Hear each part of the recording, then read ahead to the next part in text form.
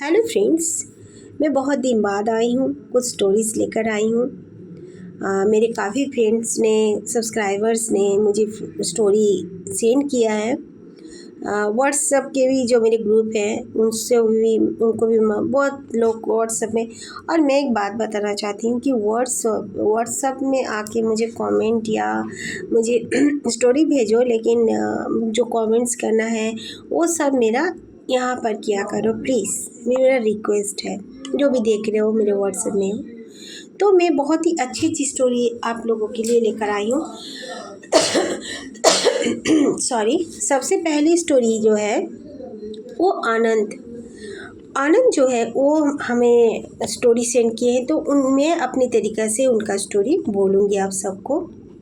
एक बार की बात है, आनंद अपना गांव का ही बात बता रहे हैं। उन लोग का पानी का बहुत समस्या थी। गांव में पानी लाने के लिए बहुत दूर दूर महिलाओं को जाना पड़ता था, सुबह शाम इन सबको दूर ही जाना पड़ता था। तो उन लोगों ने डिसाइड किया पंचायत में कि हम गांव में एक तालाब मतलब खुदवाएंगे।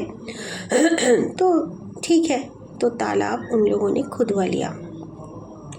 लेकिन वो तालाब जब बन गया उसके 2 से 3 दिन बाद ही एक औरत आती है और कहती है, बिल्कुल यंग औरत, दूसरे गांव से वो इस गांव में शादी होकर आई थी, आती है और कहती है कि आप लोगों ने तालाब तो कर लिया, लेकिन मैं 3 से 4 दिन से सपना देख रही हूँ कि ये तालाब जो आप लोगों ने किया, यहाँ पे जो पेड़ पौधे थे आप लोगों ने काट दिए, ये बहुत ख़राब किया आप लोगों ने। साइड वाइज आप लोगों ने किया है, चलो पेड़ पौधे सब ने काटे, लेकिन जितने भी काटे वो भी आप लोगों ने गलत किया।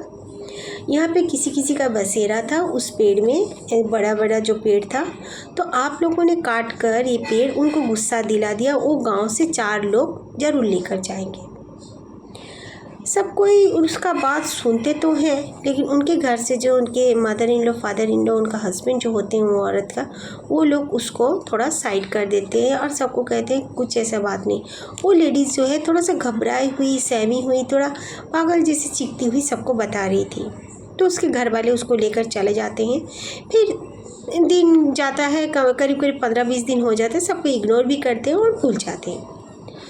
आनंद बताते हैं उनके घर पे उनके मम्मी के पास एक दादी आती थी, जिसे आनंद दादी दादी कह के पुकारा करता था। और वो दादी बहुत क्यूट थी, अच्छी थी। जो भी वो सब्जी वगैरह बनाती थी या मिठाई वगैरह बनाती थी, कुछ भी हो अपना घर का थोड़ा सा लाके वो आनंद को जरूर दिया करती थी। वो आनंद से बहुत प्यार करती थी। और मेन बात था कि वो जो बूढ़ी औरत थी उसकी बस 2 ही बेटियां थी जिनकी शादी हो चुकी थी, और उसके पास उसकी एक नातनी हो या मतलब ग्रैंड डॉटर रहा करती थी, जो कि आनंद के साथ पढ़ती थी। वो दोनों में बहुत दोस्ती था, तो वो दादी भी इनको बहुत प्यार करती थी। एक दिन वो दादी उनके घर पर आती है, आकर बातचीत करती है, पानी पीती है, फिर बोलती है मैं तालाब जा रही हूँ, चली जाती है। थोड़ी देर बाद सब कोई बहुत हल्ला मचाने लगते हैं वही तालाब के पास से। तो आनंद जो था वो जल्दी से बाहर निकल के देखता है, तो सब कोई बहुत मतलब वहाँ भीड़ जमा रहता है। वो जाकर देखता है कि वहाँ पर वो दादी जो थी वो पड़ी हुई है। जल्दी से, और उसके घर वाले भी आते हैं, उनका पति जो है वो आते हैं, उनकी ग्रैंड डॉटर भी आती है। उनको जल्दी से वो लोग हॉस्पिटल ले जाते हैं, लेकिन डॉक्टर ने कहते हैं कि ये और नहीं, जिन मतलब बच्चे नहीं हैं। बहुत दुखी होते हैं सब कोई। आनंद को बहुत सदमा पहुंचता है, क्योंकि वो दादी बहुत प्यारी थी, और फिर उसकी सहेली, वो उसका जो दोस्त थी, उसकी दादी मतलब नानी थी, बहुत प्यार करती थी, वो भी डिस्टर्ब हो गई थी। तो ऐसे कुछ दिन बीतता है, लेकिन फिर भी कोई इतना माइंड नहीं करते हैं, बूढ़ी औरत थी, चलो। तो ना क्या होता है, फिर कुछ दिन बीतता है तो एक लड़के का, छोटा लड़का खो जाता है कहीं, ठीक है, 5 से 6 साल का एक लड़का खो जाता है। उसके पेरेंट्स उसे बहुत ढूंढते। उसके पापा जो थे, हरिदास उनका नाम था, वो अपना दुकान जाते थे, रोज़ सुबह 8 बजे दुकान चले जाते थे और रात के 9 बजे लौटते थे। उनका दुकान हाईवे रास्ते में था। तो वो तो आ जाते हैं घर पे, उनका बेटा नहीं मिल रहा है बोल के बहुत ढूंढते हैं सबको, कोई कहीं नहीं मिलता। 2 दिन बाद भी बच्चे का डेड बॉडी जो है वही तालाब के पास मिलता है। काफ़ी दुखी होते सब कोई, दुखी होकर अब क्या किया जाए, ऐसे हो गया, वो बच्चा कैसे वहाँ पर आया। उसकी मम्मी तो उसको अकेले ऐसे छोड़ती हुई, बहुत पागल जैसे हो जाते हैं उन लोग। उनका पहले से 2 बेटा है, ये तीसरा बच्चा था। हरिदास तो काफ़ी टूट जाते हैं, अपने छोटा बेटा तीसरा बेटा कैसे ये देख के। तो एक दिन उनका बेटा जब चला गया था, उसके 7-8 दिन बाद हरिदास अपनी दुकान जाते हैं बहुत ही मन मार के। उसके बाद तो जो घर लौट रहे थे तो देखते हैं पेड़ के सामने में उनका बेटा खड़ा है और कह रहा है, पापा मुझे दाल चावल दो, मुझे भूख लगी है, आप लोग मुझे खाना क्यों नहीं देते हो। और काफ़ी ज़ोर ज़ोर से रो रहा है, उसके शरीर में कोई कपड़ा नहीं है। तो हरिदास पहले तो सहम जाते हैं, वो सोचते हैं उनका बेटा ही है। कुछ देर के लिए वो भ्रमित हो जाते हैं, फिर जब उसके सामने वो जाने लगते हैं तब वो देखते हैं कि उनका बेटे का चेहरा थोड़ा दूसरा लग रहा है। कुछ उनको फील होता है कि नहीं, ये मेरा बेटा नहीं हो सकता, वो तो मतलब उनका बेटा तो जीवित ही नहीं है, वो सोचते हैं। और फिर वो दौड़ते हुए अपने घर की तरफ चले जाते हैं। जाकर वो काफ़ी रोने लगते हैं और उसकी पत्नी को बताते हैं और कहते हैं कि एक काम करो, पेड़ के सामने में उसको दाल चावल देकर आओ। उसकी पत्नी जो है मना कर देती है, कहती है नहीं, अपने दिल को पत्थर बना लो, उसको हम जितना देंगे वो उतना ही फिर आएगा, उसे मोक्ष पाने दो, ऐसे कहते हैं। तो ठीक है, हरिदास उसके बाद भी और तीसरे दिन में भी अपना बेटा को देखते हैं। उसका बेटा ज़ोर से हंसता है और कहता है, बाबा आपने मुझे खाने नहीं दिया, पापा खाने नहीं दिया, ऐसे बोलता है। और कहता है कि इस गांव से और 2 लोग लेंगे, 2 लोगों को तालाब लेगा, ऐसे बोल के वो लड़का वैनिश हो जाता है। तो हरिदास काफ़ी डर जाते हैं और वो चिल्लाते हुए घर की तरफ आते हैं।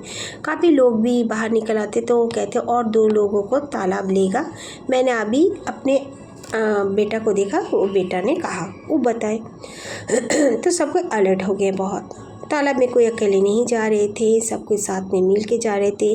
कुछ भी ज़रूरत पड़ने से तुरंत तालाब में चले जाना एकदम हैबिट उनका छूट चुका था। ऐसे बीत जाता है और फिर कुछ दिन जाता है, करीब 6 महीना बीत जाता है। फिर अचानक उसी तालाब के सामने से बहुत हल्ला आने लगता है। सब कोई दौड़ के जाते हैं तो देखते हैं एक छोटी सी बच्ची जो कि 2.5-3 साल की होगी, उस बच्ची का डेड बॉडी वहाँ से मिलता है। सब कोई सोचते हैं इतना छोटी बच्ची यहाँ पे कैसे आ सकती है, इम्पॉसिबल है। उसकी मम्मा ने क्या उसे छोड़ दिया, माँ ने।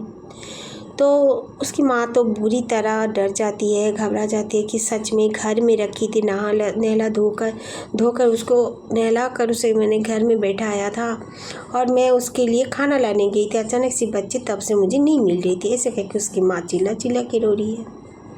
तो जैसे भी करके वो तालाब 3 व्यक्तियों को ले चुका था।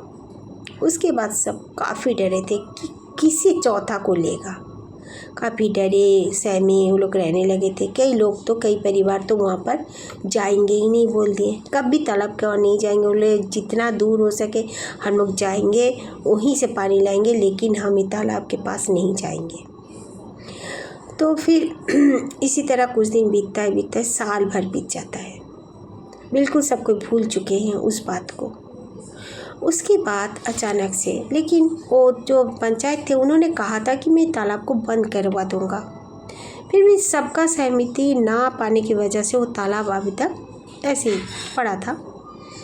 तो ठीक है, 1 साल बीत जाने के बाद अचानक से फिर से वहाँ पे एक आदमी का मतलब डेड बॉडी मिलता है। कैसे?